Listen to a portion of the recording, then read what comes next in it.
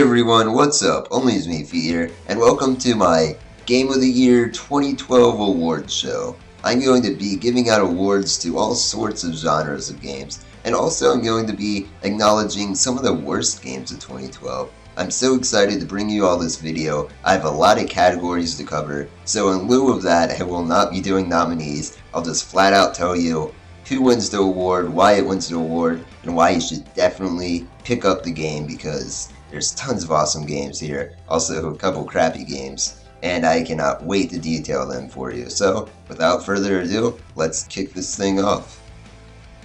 The first category up is the best shooter of 2012. This can be a first-person shooter, third-person shooter, top-down shooter, doesn't matter. As long as you're shooting something, it's eligible for this category. And the winner is Counter-Strike Global Offensive. And I know what a lot of you are thinking. Counter-Strike's an old game, why did it win? Well, first of all, Global Offensive came out in 2012, so it's certainly a game. But second of all, I feel like Global Offensive is the most playable in the series, primarily because it has matchmaking, which the other two games lack. And if you want to play 5-on-5 legitimate matches, Global Offensive makes that really easy. And I dare you to try to get into a 5v5 match in either Source or 1.6 unless you already have it set up. Global Offensive makes that really easy. It really balances things out. The game looks really nice. All the gunplay is just great. It's overall just a really great game, a really great experience,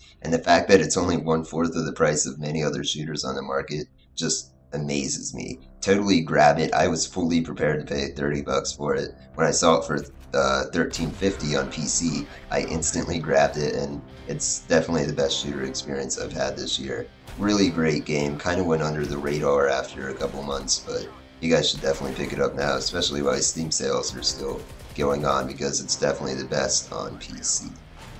And the next category is Best Downloadable Game of 2012, and this award goes to Nights in the Dreams HD. Now, the reason why Nights HD gets the award, well, there's actually a few reasons. First of all, I really love the addicting gameplay. Sure, the game might only be 7 levels long, but trust me, you'll be coming back to this game time and time again. The replayability is nigh endless because, first of all, it's really hard to get an A rank on every level, and second of all, there's plenty of little critters you can rescue, and as you rescue them, they change the music of the game, and that's also a really cool feature that I really like about the game.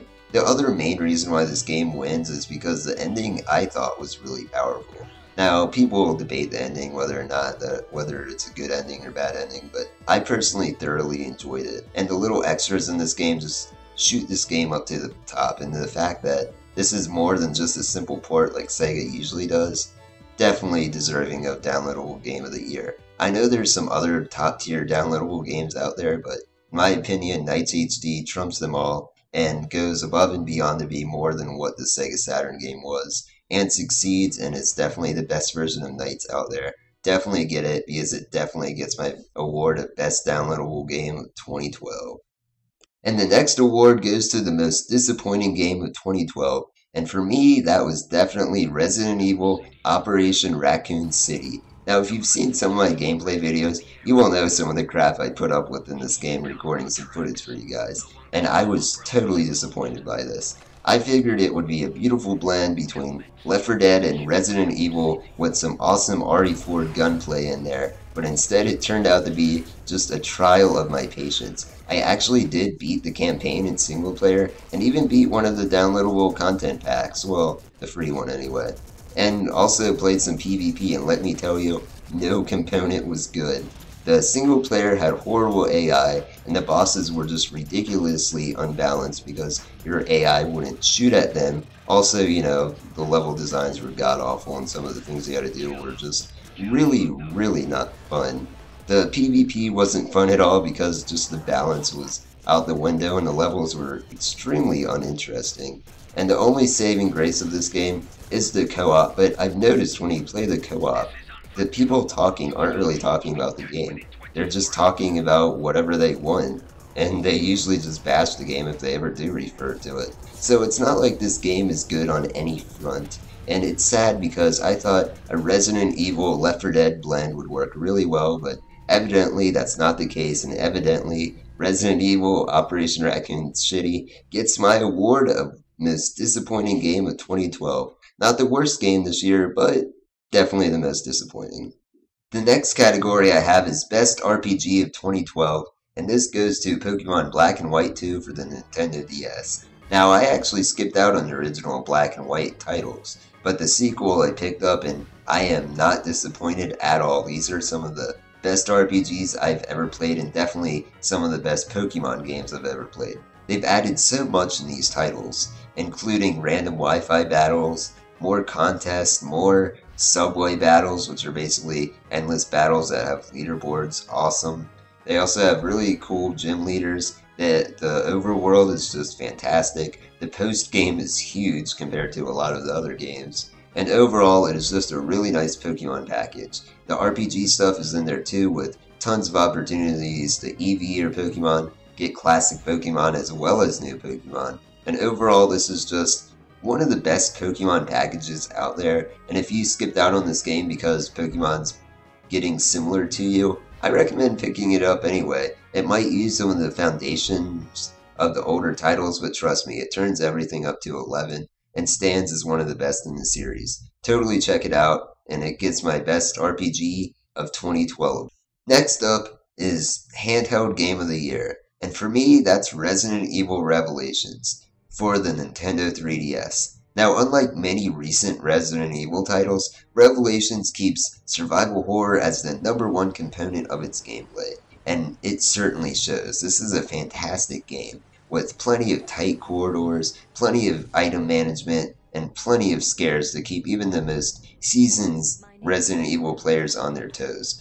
Add in really great graphics for the 3DS and an addictive raid mode where you can play essentially a Mercenaries Left 4 Dead hybrid with a buddy and, level up your guns and characters. And this is definitely one of the best games ever released on a handheld and easily is my handheld game of the year 2012.